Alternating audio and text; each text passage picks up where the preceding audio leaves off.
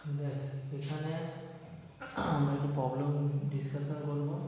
তিনটে জিনিস আছে, 40 মিটার উচ্চতা একটা বাড়ি, তার ছাদ থেকে তিন ধরনের বস্তুকে ছেড়ে দেওয়া হয়েছে, তিন রকমের।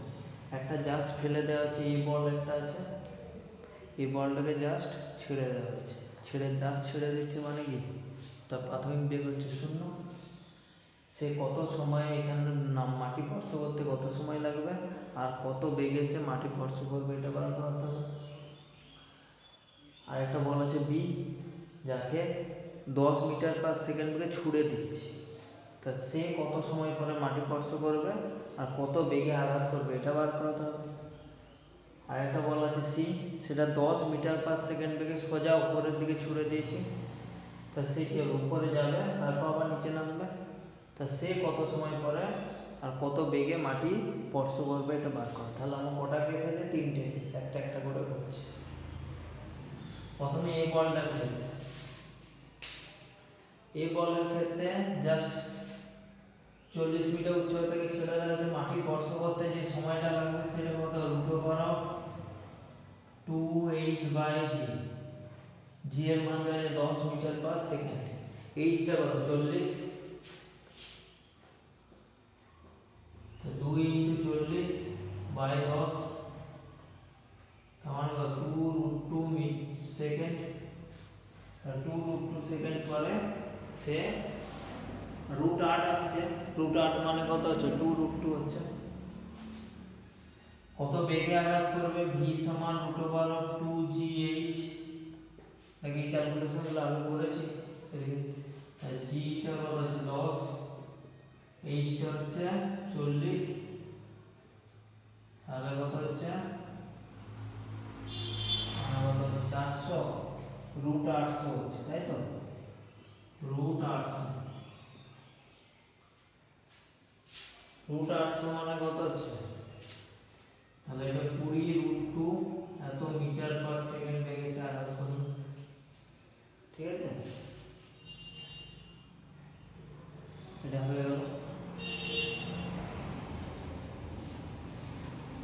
তাহলে বি বলটাকে কি বলে, ছুড়ে দেওয়া হয় 10 মিটার পার সেকেন্ডে, তাহলে প্রাথমিক বেগ কত হচ্ছে, -10। কেন, কারণ নিচের দিকের জিনিস সব হচ্ছে আমার নেগেটিভ, নিচের দিকের আমার সব কিছু হচ্ছে নেগেটিভ, উপরের দিকে সব কিছু হচ্ছে আমার পজিটিভ, যতগুলো ভেক্টর রাশি আছে। ইউটা হচ্ছে নিচের দিকে, সেই জন্য -10।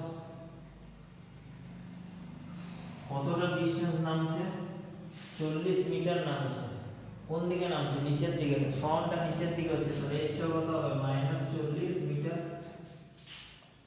টিটা কত হবে বার করো, তাহলে হচ্ছে s সমান ut প্লাস কত হাফ at স্কয়ার, s টা হচ্ছে -40, u টা হচ্ছে -10 × t প্লাস হাফ -10 × কত হচ্ছে t স্কয়ার, তো -40 -10t মাইনাস কত 5t স্কয়ার, তাহলে -5 দিয়ে সব ভাগ করে দিচ্ছি, তো এটা হচ্ছে 8, 2t প্লাস t স্কয়ার, আর এটা কত হচ্ছে t square plus 2t minus 8, এটা ইকুয়াল টু 0। তাহলে এটাকে তুই যদি ফ্যাক্টরে ভাঙিস, t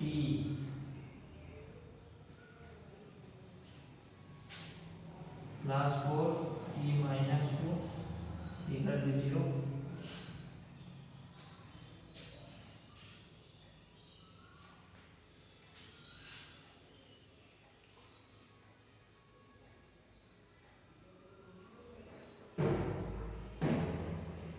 ঠিক আছে, তাহলে t এর মান তো নেগেটিভ হবে না, তো t সমান কত হবে 2 সেকেন্ড। t এর মানটা তো -4 হবে না, কারণ সময় তো নেগেটিভ হতে পারে না, সময় সব সময় কি রাশি, স্কেলার রাশি, ভেক্টর রাশির ক্ষেত্রে প্লাস মাইনাস সাইন ইউজ করা হয়, তার সময়ের ক্ষেত্রে -4 হবে না, তা t এর মানটা কত হবে 2 সেকেন্ড। কত বেগে আঘাত করবে, ভি সমান ইউ প্লাস এটি, ইউটা কত হচ্ছে -10, এটা -10 ইন্টু 2, তাহলে কত হচ্ছে -30 metre per second. 30 metre per second বেগে এটা মাটিতে আঘাত করবে।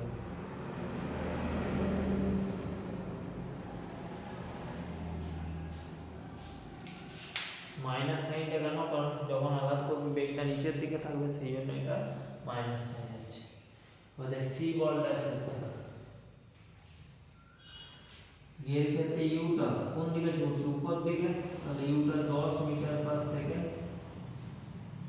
মাটি স্পর্শ করতে গেলে তার সে উঠে নামবে না, আলটিমেটলি তাকে 40 মিটারই নামতে হচ্ছে, আর সমানটা কোন দিকে হচ্ছে নিচের দিকে, -40 এত মিটার। তাহলে এর সমান ইউটি প্লাস কত হচ্ছে হাফ এটি স্কয়ার,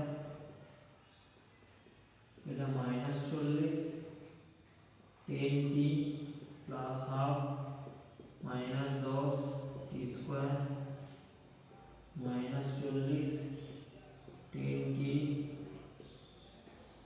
5t স্কয়ার, -5 দিয়ে ভাগ হচ্ছে, তাহলে এটা হচ্ছে 8, 2t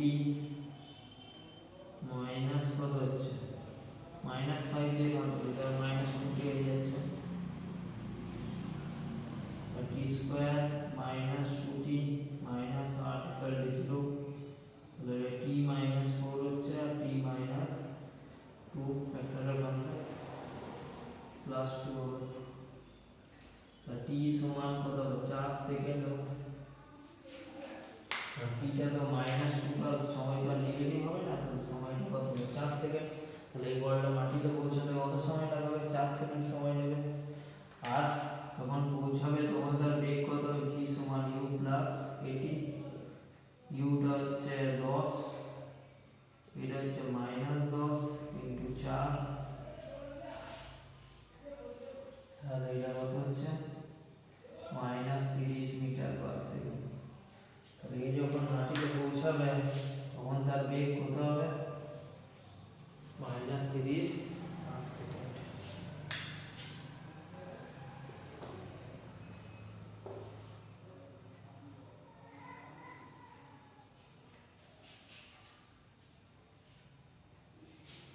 এইভাবে ভাগ করা, তাহলে এই বল, বি বল আর সি বল, এই হচ্ছে এইভাবে ক্যালকুলেট। তাহলে এই বলটা কোনটা তাড়াতাড়ি পৌঁছাচ্ছে, সবচেয়ে তাড়াতাড়ি পৌঁছাচ্ছে হচ্ছে এই, কোন বলটা তাড়াতাড়ি, বি বলটা সবচেয়ে তাড়াতাড়ি পৌঁছাচ্ছে।